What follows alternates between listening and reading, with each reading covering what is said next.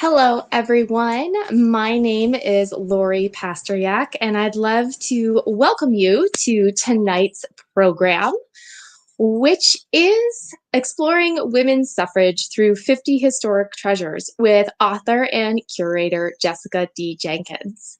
So my name's Lori Pasteryak again, and I'm the Director of Interpretation at the Fairfield Museum and History Center. So it's my pleasure to welcome you to tonight's program, which is a part of a series that the Fairfield Museum has been taking on in the year of 2020 that is called Voting Was Just the Beginning, 100 Years of Women Making History, which marks the centennial of women's suffrage and celebrates women's achievements nationally. So this program is presented in partnership with Fairfield County's Community Foundation Fund for Women and Girls, as well as our friends over at the League of Women Voters of Fairfield, Connecticut. And it's also supported by our friends over at Connecticut Humanities. So with that, I'd love to take the opportunity to invite you to visit our website, fairfieldhistory.org, to see all of our upcoming events and programs, which are both online and in person. And on our website, fairfieldhistory.org, you can sign up for e-news and make a donation. So tonight's program with Jessica Jenkins is free, but we are a community-supported organization, and we appreciate any donations that you can help support the museum in this very challenging times, to help us keep bringing you awesome programs and introducing you to fantastic people like who you're going to meet tonight. So with that, I will bring on the wonderful Jessica Jenkins with me. Hi, Jess. How's it going? Hi, Lori. Good. How are you? I'm good. So I'd love to introduce Jessica Jenkins, who is an author and curator and our speaker tonight. So Jessica is currently Vice President of Storytelling and Collections at Minnetrista out in Muncie, Indiana. But she does hail from here in Connecticut, where she got her master's degree at Central Connecticut State University in history. And she is the author of tonight's book, which she's going to talk about, and an amazing historian with women's suffrage, and also the incredible artist of where you're currently at. So with that, I'm going to hand this right over to you. And thanks for joining us tonight, Jessica. We really appreciate it. Perfect. Thank you, Lori. Well, hello to everyone, and thank you for joining us tonight. And I'd really like to start out by thanking, of course, Lori, but also the Fairfield Museum for inviting me to speak to you tonight. It's always fun to get to talk about your book and kind of share with, your audiences a little bit about what you've been working on. So as Lori said, my name is Jessica, and I am the Vice President of Collections and Storytelling at Minnetrista, a museum and gardens in East Central Indiana. But in addition to my role overseeing the management of Minnetrista's museum collection and exhibition program, I'm also an independent historian of women's suffrage. And suffrage is really a topic that I find to be fascinating, heartbreaking, and really exhilarating all at the same time. So tonight I'm here to talk to you a little bit about my new book, Exploring Women's Suffrage Through 50 Historic Treasures. So to start out, I thought what I'd do is give you a little bit of context for the book and provide a little bit of insight into the process behind writing it. And then I'd like to share with you a few of the stories that you'll find in its pages. So, while 2020 has certainly been a very unique year so far, we are here today because 2020 also marks the 100th anniversary of the ratification of the 19th Amendment. And this groundbreaking legislation provided countless women across our nation with the opportunity to vote. And that was really a citizenship right they had been formally fighting for over 70 years. And while an organized push for women's voting rights had existed nationwide for, really over 7 decades, at the time of the amendment's passage, the roots of that struggle really extend far earlier. And here in the United States, the story really begins as early as the 18th century, and the legacy of suffrage activists can really still be felt in society today. So it is quite an arc and a very long narrative that's still happening. So for me, one of the most compelling things about the history of suffrage is that it really is a story of all people. So not just women, but also men. It's a history that really encompasses all social classes, and it's a story of immigrants. And it's really also a story of families with very deep American roots, both Black and white. And it's also a very complex history in that while the 19th Amendment provided many women with the right to vote after its passage, many immigrants, women of color, and women of low economic status really continued to find themselves barred from the polls through a variety of local laws and restrictive voting taxes and requirements. So that's a pretty complex history. So with something as far reaching as that, where does one start when pulling together about, for a book of a topic as large as suffrage and women's voting rights? So for me, the idea for this book really formed over time. And after many years of researching state and local suffrage histories, I began really kind of toying with the idea of what could I do myself to play a part in the commemoration of the 100th anniversary of the ratification of the 19th Amendment. And ultimately, after bouncing around a few different ideas, I landed on one in particular, a book that would show off the many fantastic artifacts, archives, historic structures, and pieces of public art that the suffrage movement left behind around our nation. And having focused my career on working with museum collections, I know and I knew that these unique artifacts could really be entry points for telling many stories connected to the larger suffrage narrative. And as a suffrage researcher, I really had a pretty good working knowledge of the many really interesting suffrage materials that are scattered around the country in various repositories. So with that in mind, I set out to produce a book that would give the reader a pretty broad overview of the national movement, while also at the same time highlighting representative state and local stories from around the country. And I will say that in my enthusiasm, that seemed pretty straightforward at first. And then, of course, reality started to sink in like it always does, because suffrage is a really huge topic and it has a lot of subtopics and lots of stories and really these nooks and crannies that you can just really get into and explore. And to cover all of that in one book is really pretty impossible. So to corral my many ideas, I created a framework to work inside of as I developed the outline of the volume. And ultimately, I ended up setting out 9 broad themes that I used to organize the book. And I used that also to organize the stories and the objects presented, and really to tell that broader suffrage narrative. And you might be wondering, okay, so why 50 suffrage treasures? Why not 100? Why not 25? And to be perfectly honest, 25 didn't seem like enough to present a very fleshed out picture of the suffrage movement. But 100 seemed like a little bit too many to me. I really wanted to be able to provide a short story for each object that would appear in each thematic section. So having that in mind, I really wanted to keep the length of the book to a manageable size for the average reader. So after a lot of discussion with my editors, 50 kind of became that target number, and we thought that would probably be the sweet spot to be able to do all of that. So as you can imagine, though, I started out with a much, much, much larger list of potential treasures than 50. In fact, I had a very big spreadsheet with multiple tabs and columns and sheets tracking the many notes that I was continually making about so many artifacts from various museums, libraries, and historic sites all around the country.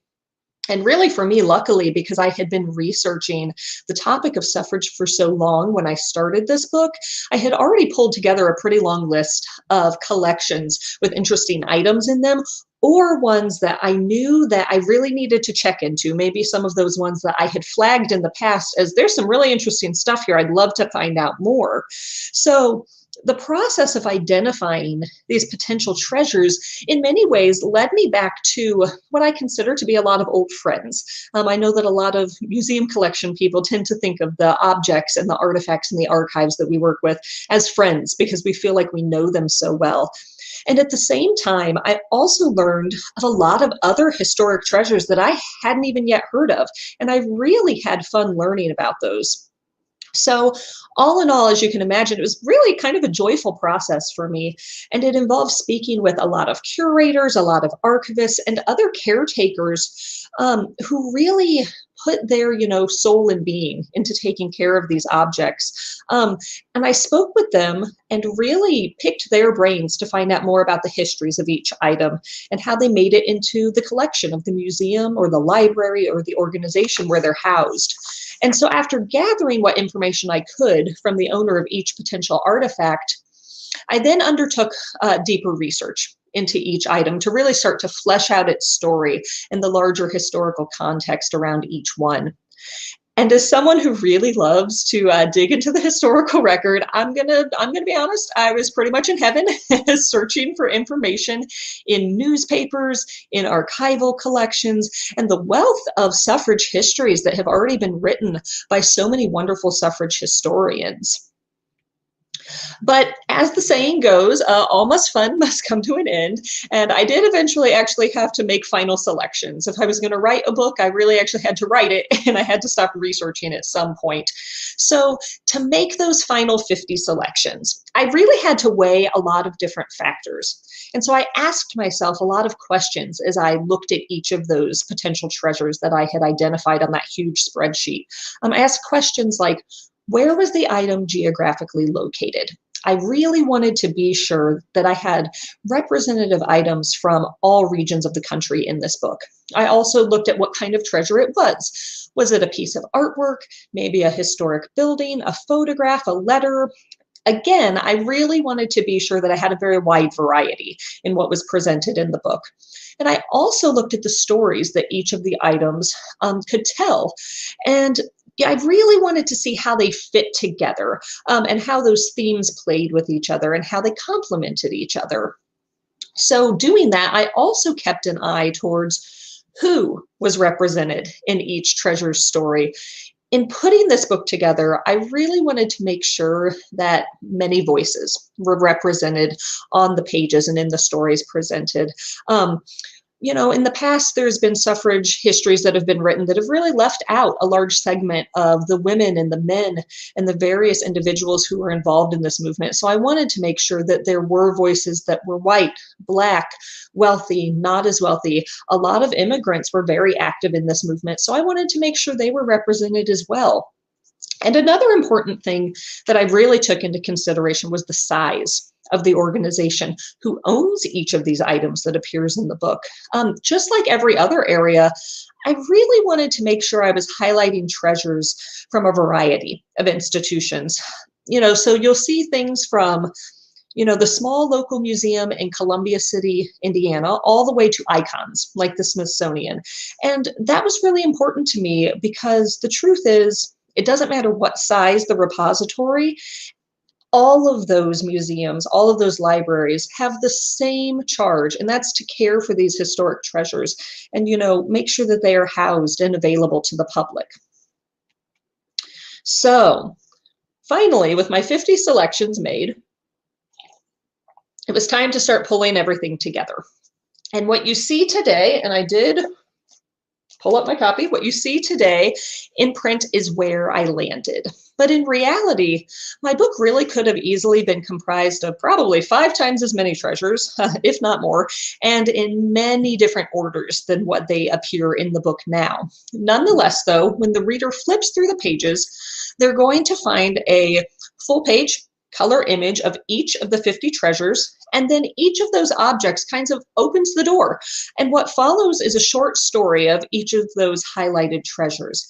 And then when taken together as a whole, these pieces of national, state, and local history give the reader a pretty good sense of how the suffrage movement played out across the nation.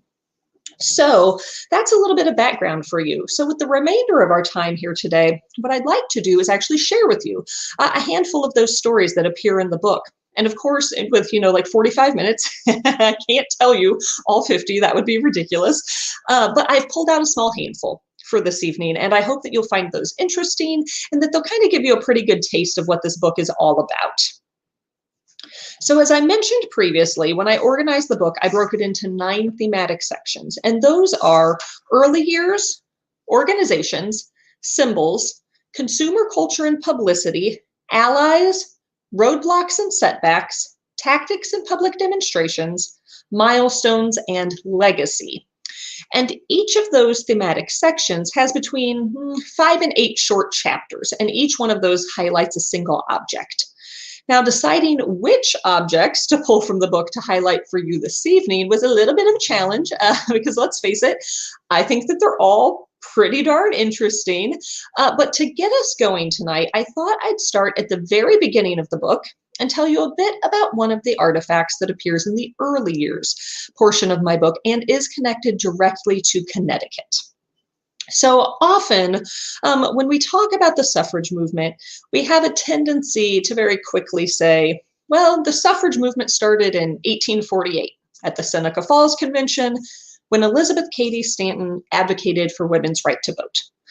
And while, of course, the Seneca Falls Convention is wildly important to the history of suffrage, the roots of the American movement extend much, much further back. Long before 1848, women were already thinking about how to improve their lives. So in thinking about how women could improve and expand their roles in society, women's education became a very early focus of female reformers in the United States. And after the close of the American Revolution, a new concept gained popularity here in the US, and particularly among white women of means. So, known as Republican motherhood, it stressed the responsibility of women to provide the early educational and moral training of their children. And according to the theory, because young boys would grow into the leaders of our new nation, their early education was really crucial for the survival of the young country. For the concept to work, however, mothers needed to have a top-notch education themselves. So while this placed women as the intellectual equal of men, no one really saw it as too much of a threat at the time, so long as women remained happy to limit their use of their newfound knowledge to the private sphere. So the late 18th century globe, seen here on the screen, this is now part of the collection of the Litchfield Historical Society. And this globe was used by students of Sarah Pierce. And Sarah Pierce was a pioneering educator who opened one of the nation's early female academies for girls and a small number of boys in Litchfield, Connecticut. And during the 30 years after its opening, Pierce's Academy enrolled, more than 2,000 students from, I believe, 17 states and territories. They also had pupils from Canada and the West Indies that attended the school as well. And through reputation and increasing enrollment, Pierce's Academy really thrived in the early 19th century. And not only did the school enable Pierce to support herself and her family, but it also established a really important model of education. And that model really valued the abilities of women, and it didn't assume that their sex limited their potential for learning. So while Pierce's students undertook a variety of ornamental subjects like painting, needlework, and music, and those were all very popular at the time. What really set Pierce's school apart, however, was her focus on academic subjects, things like English, ancient and European history, geography, arithmetic, philosophy, and rhetoric, and that's really just naming a few. But innovating even further, Pierce tied those ornamental subjects to the academic ones. So for instance, rather than simply paint watercolor after watercolor just for art's sake, Pierce's students depicted scenes from literature, or they hand-painted beautiful maps that were informed by the careful study of globes like this one, and even the work of really well-known cartographers. And in doing so, the artwork reinforced their studies of geography. So ultimately, Pierce played a really crucial role in setting up a very strong network of female education in the United States. And as her own students graduated from her school and began opening schools of their own, kind of a domino effect occurred. And throughout the 19th century, more and more women found opportunities for well-rounded education.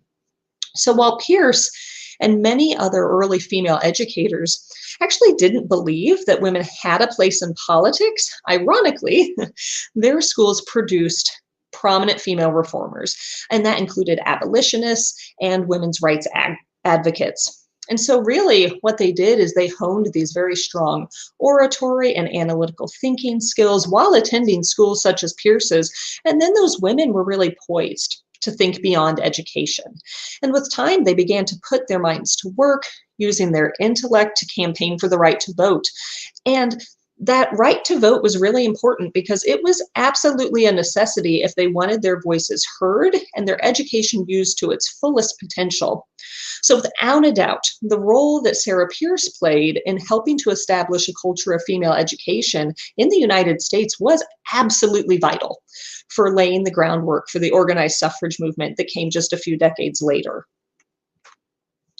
So in addition to exploring the roots of America's organized suffrage movement, I also included in my book a section about how women organized themselves once that formal push for suffrage began in the United States. And in addition to large national and state organizations, sorry about that, my cat is making a visit, everyone. Hi, kitty. But in addition to large national and state organizations, there were also countless local suffrage clubs that popped up around the country. And as stated earlier, the suffrage movement, despite what has often been depicted in popular culture and really in a lot of historic research, it really was a very diverse movement. And knowing that, I, of course, wanted to incorporate treasures and artifacts and objects into the book that really led to many kinds of stories. And to be honest, I was really torn between two objects from the organization section to share with you tonight, but I did make a decision, and this is what I thought I would go with. This church pew, this dates to about 1891, and it's now part of the collection of the National Museum of African American History and Culture in Washington, D.C. And shortly after the production of this pew, it was moved into Quinn Chapel. And Quinn Chapel is the home of the oldest Black congregation in the city of Chicago. So from pews like this one, the congregation of Quinn Chapel heard speeches from notable activists such as Frederick Douglass and Martin Luther King Jr. In addition to attracting really major activists, the church also served as a place where the local community promoted social change, kind of on a broader scale. And so in that broader scale, the topic of women's suffrage had been promoted at the church as early as the 1860s. And in 1913, a meeting occurred at Quinn Chapel that would put Chicago's Black suffragists on the road to success. So on January 5th, 1913, Belle Squire, who was one of Chicago's most prominent white suffragists, joined Black Chicago activist Ida Wells Barnett at the church to encourage Chicago's women of color to form an organization to help fight for women's voting rights. And speaking to the crowd, this is what Squire had to say. And I wrote this down to make sure I got it right. She said, "The time has come when we suffragists must broaden our views and enlist all women to our cause, regardless of race or color, if we are to be successful." So while Belle Squire may have issued that first call to action at Quinn Chapel that night, it was really Ida Wells Barnett, seen on the screen here, who took the reins. And what she did is she established the Alpha Suffrage Club. And the Alpha Suffrage Club was the first Black suffrage organization in Illinois and the only one of its kind in Chicago. So in addition to focusing on securing voting rights for women, the organization also remained really highly focused on advancing Chicago's Black community. And a bit like Providence, within about 5 months of the Alpha Suffrage Club forming, the state of Illinois granted women the right to vote in presidential and municipal elections. And this not only made Illinois the first state east of the Mississippi River to do so, but it also marked a huge milestone for Black women. Not allowing this achievement to slow their work, however, they could have sat back and basked in that glory, but instead they used it as motivation. And the women of the Alpha Suffrage Club, they very quickly turned their focus to educating newly enfranchised Black female voters, as well as female prisoners at the Bridewell Penitentiary.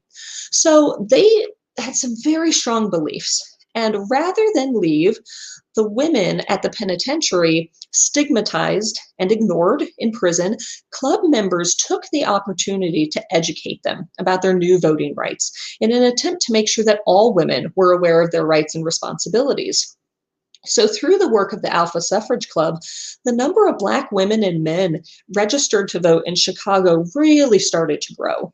And as that number expanded, the club encouraged Black men to run for office. And in 1915, the group played a really decisive role in helping to elect Oscar DePriest as the first Black alderman in Chicago's history.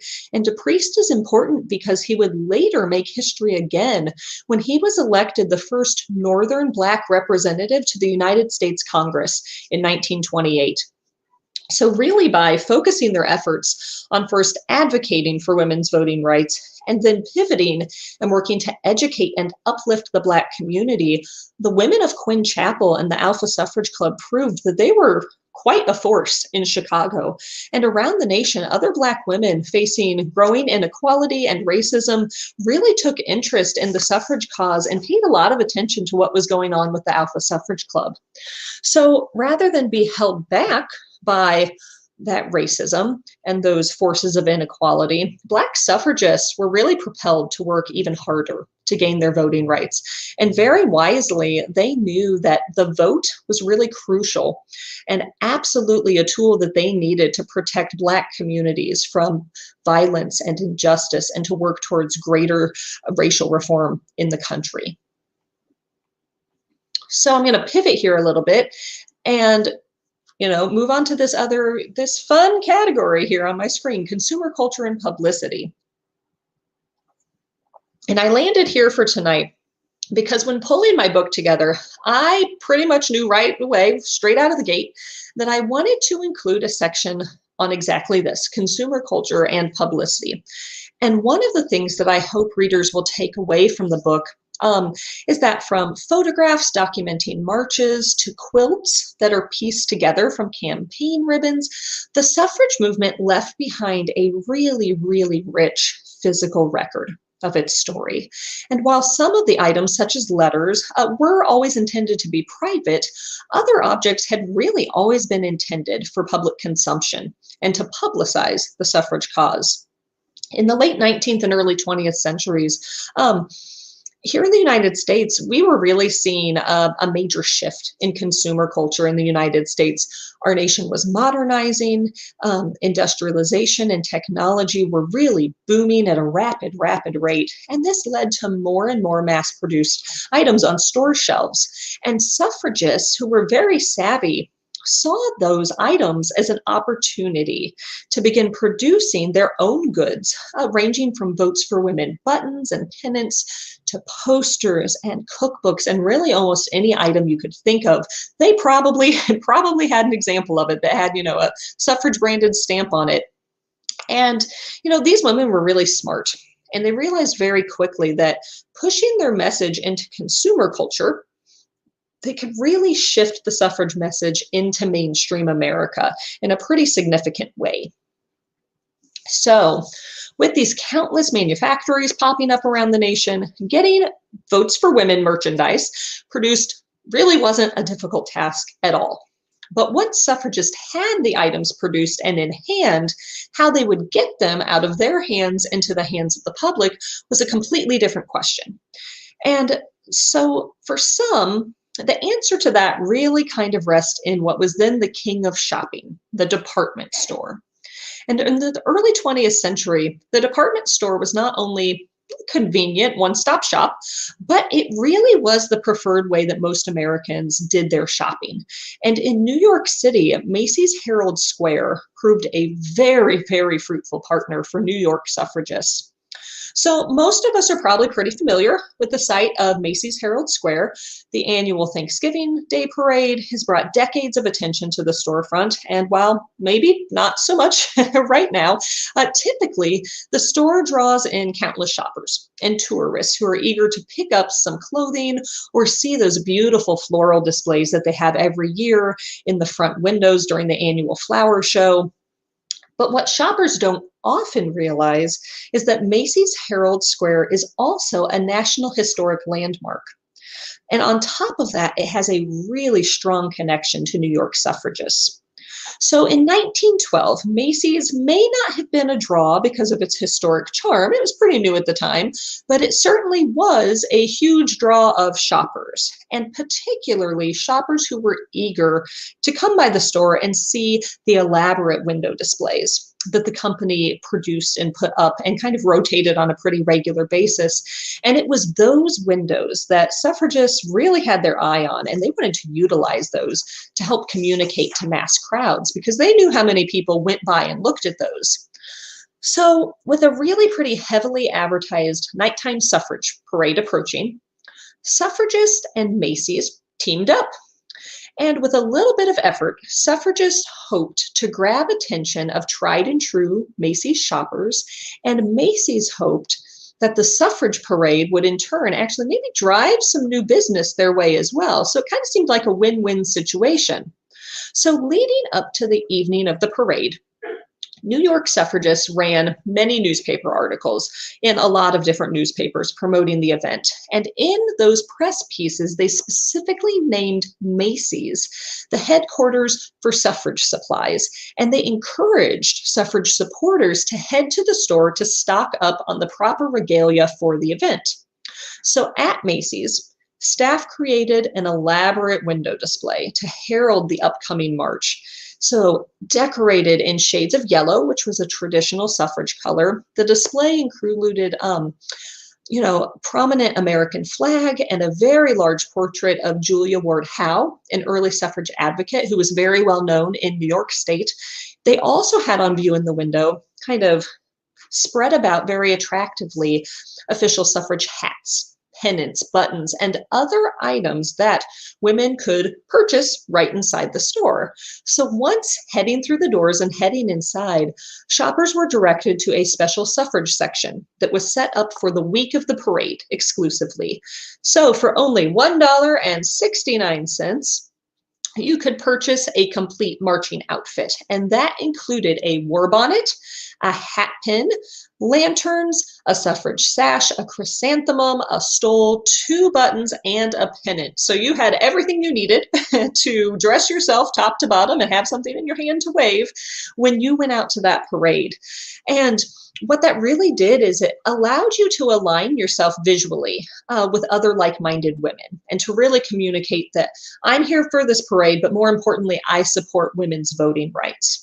So what the final sales totals were is a little hard to say. Those records don't exactly exist in that way, but newspaper accounts reported thousands of participants at the parade carrying lanterns and torches and wearing official hats and regalia as they advocated for women's voting rights. So really, no matter how much people spent, Macy's and local suffragists both seemed pretty pleased with the outcome.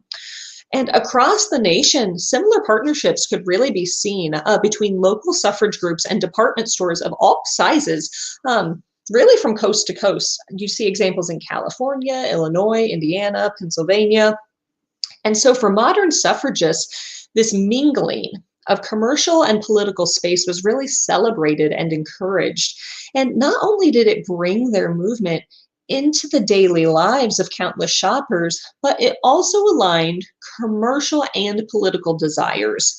And if women held the crucial role of household shopper and caretaker, they wondered, why don't I hold the responsibility of household voter as well? So much along the same lines as that consumer culture and publicity section, I also knew right away that I wanted to develop a tactics and public demonstrations portion for this book as well. So from its earliest years, participants in the women's suffrage movement knew their end goal. And that goal was simply to secure the right to vote for women across the United States.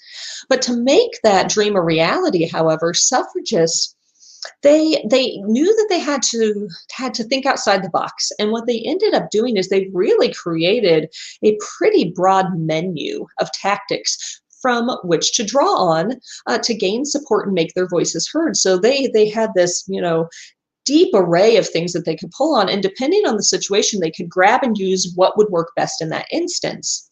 And really, those tactics evolved over time. And in many instances, they were pretty particular to the kind of suffrage organization who was implementing them. So while some suffragists were more militant in their actions, many others were quite conservative. So you saw a pretty broad spectrum. And as you can imagine, that really means that there's a very wide variety of tactics that emerged over time. So on one end of the spectrum, you would have had tactics such as leafleting that was pretty subtle in tone. And then at other times, groups organized large conventions. They lobbied lawmakers individually, and they mounted these very huge parades that were just full of spectacle and really a lot of pomp and circumstance and melodrama in many ways. So taking these tactics to the extreme in the United States was a group called the National Woman's Party.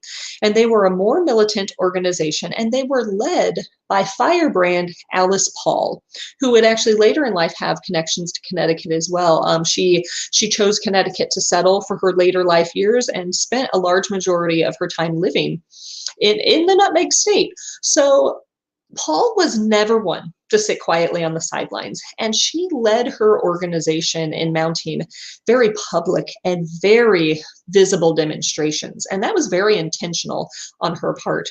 So by 1917, Alice Paul had really become frustrated with President Woodrow Wilson.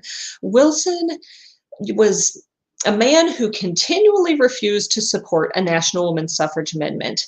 And Paul had just about had it. So she and her followers got to work just about the time of World War I. So on January 10th, 1917, as World War I is now hitting a bigger balloon and really raging over in Europe, a group of National Women's Party picketers arrived on the sidewalk outside of the White House. And they were the first picketers ever to demonstrate in front of the presidential home in our nation. And they carried with them flags with messages that read things like, "Mr. President, what will you do for women's suffrage?" They also carried more controversial ones that actually directly compared Wilson to the German Kaiser, boldly stating things like, "Democracy should begin at home." They kind of had a bone to pick. They saw it that Wilson and the United States were willing to fight for democracy and fight for people's rights overseas in the global war that was going on. But they didn't see them doing a lot to fight for women's rights here at home. And they wanted to make that very, very clear. So they did that.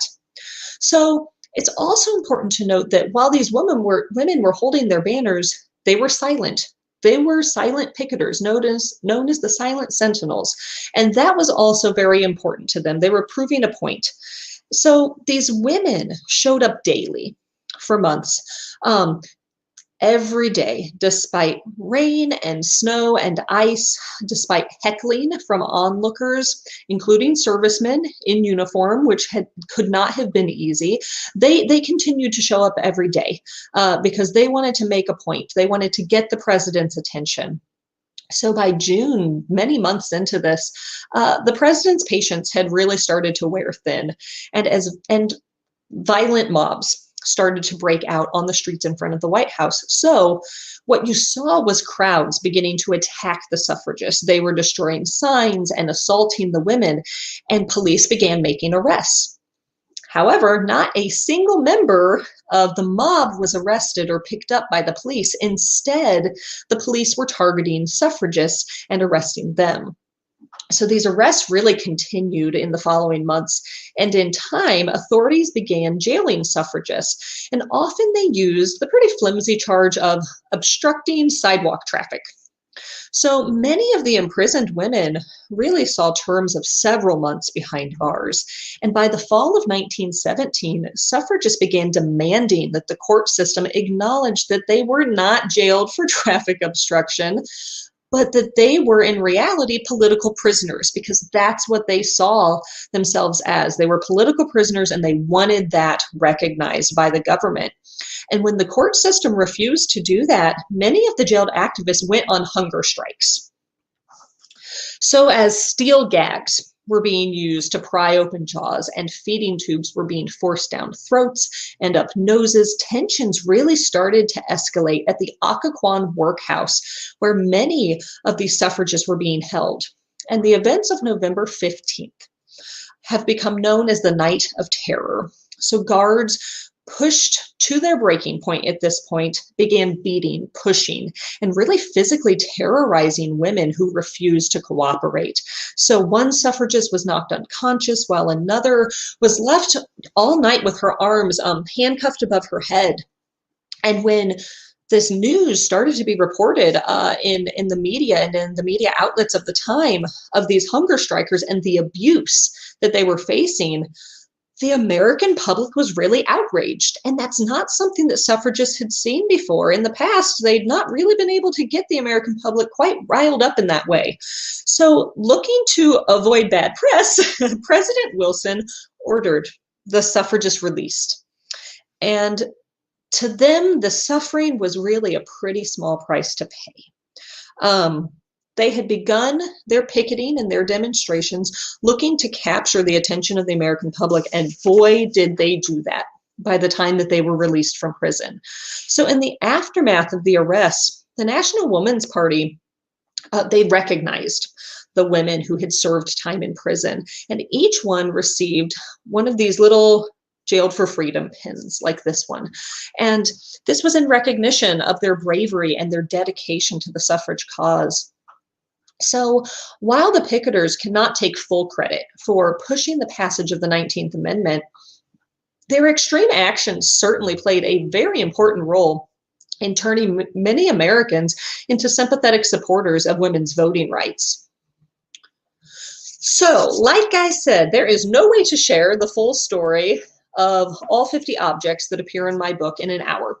So to wrap things up tonight, I just wanted to touch upon a really important object that appears in the milestones section of the book. So while, of course, there were many significant moments during the suffrage movement, I think I'd be pretty remiss if I didn't share with you kind of the climax of that suffrage narrative. So of course, I'm going to end the talk today by sharing with you a historic treasure that really represents almost that exact moment that the ratification of the 19th Amendment occurred. So in a modest archival collection at the Knox County Public Library in Knoxville, Tennessee, this letter and envelope are stored away in an acid-free folder in an acid-free box. And I know many of you might be thinking, a letter? We get to the ratification of the 19th Amendment and you're showing us a letter? And the answer is yes, I'm absolutely showing you a piece of paper, because this little letter here carries with it a really, really charming story, maybe one of the most charming you're going to find in the book.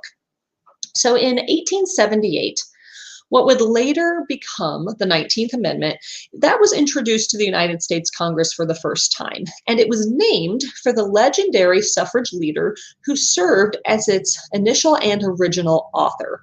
So that measure was first known as the Susan B. Anthony Amendment. And put in basic terms, it sought to prohibit the denial of voting rights based on sex. It was that simple.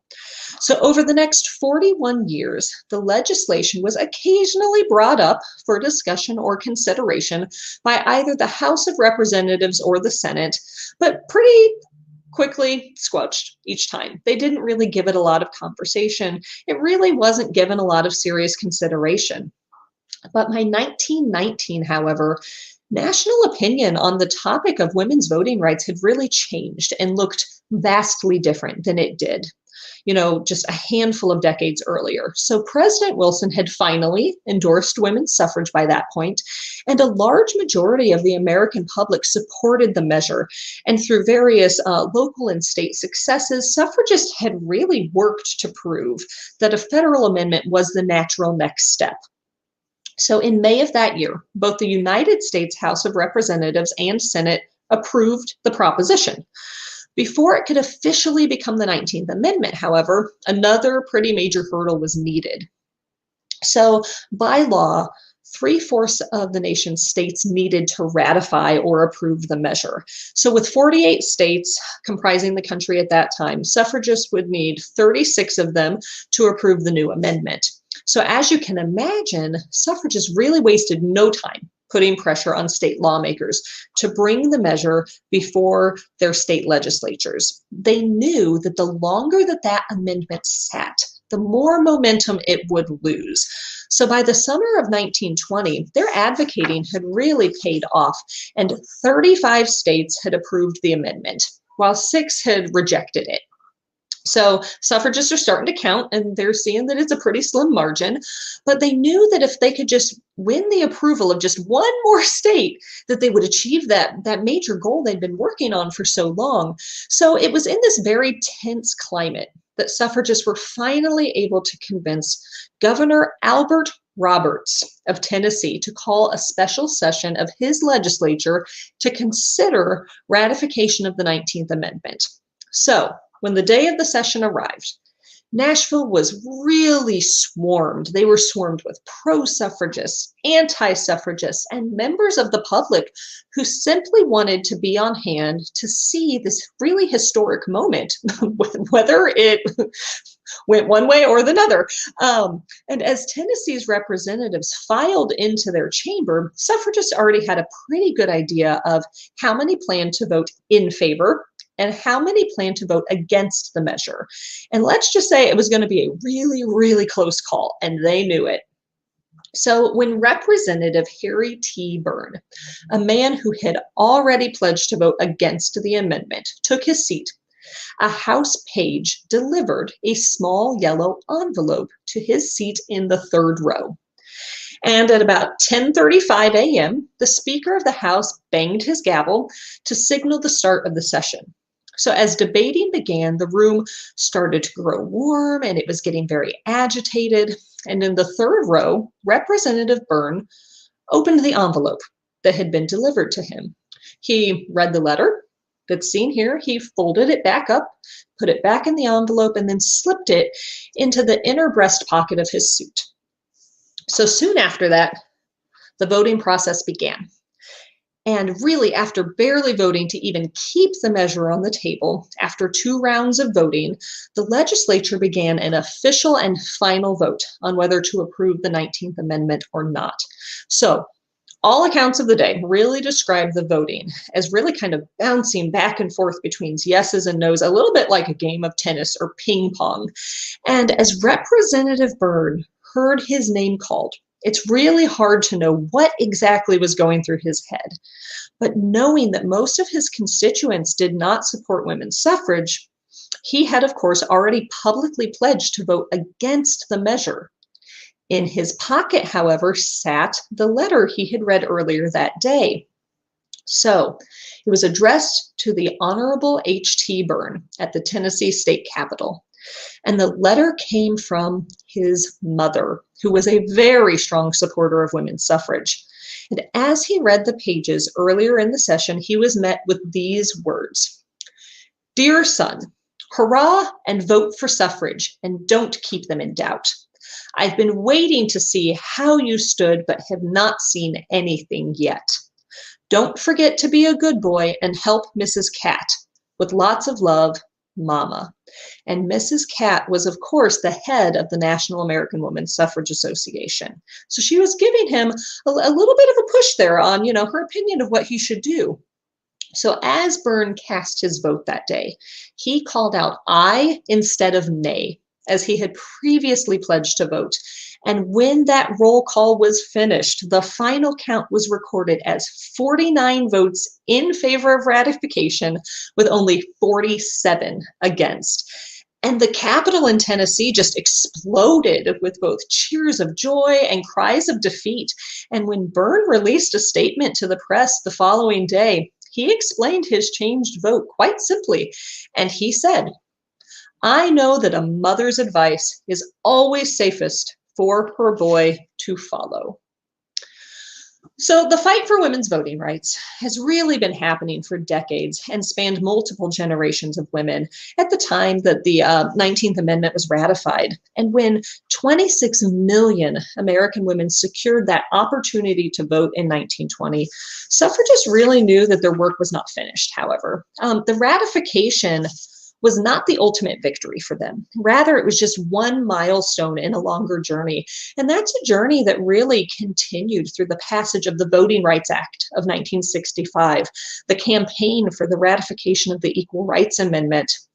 And the suffrage movement's legacy can still be felt today as American women continue to fight for a seat in politics. And we've seen over the last several decades just more and more women being involved in politics at the national level. You saw, Shirley Chisholm really make history as a Black woman and getting a seat in Congress. You saw Geraldine Ferraro run as a vice president in the 1980s. You saw then again Sarah Palin run in a vice presidential seat. You saw Hillary Clinton run for president. And then this year you've seen Kamala Harris actually sitting in that vice presidential elect seat. So women are really just continuing on this push that was started many, many generations ago by women who probably couldn't have even imagined who these women today would be or could be.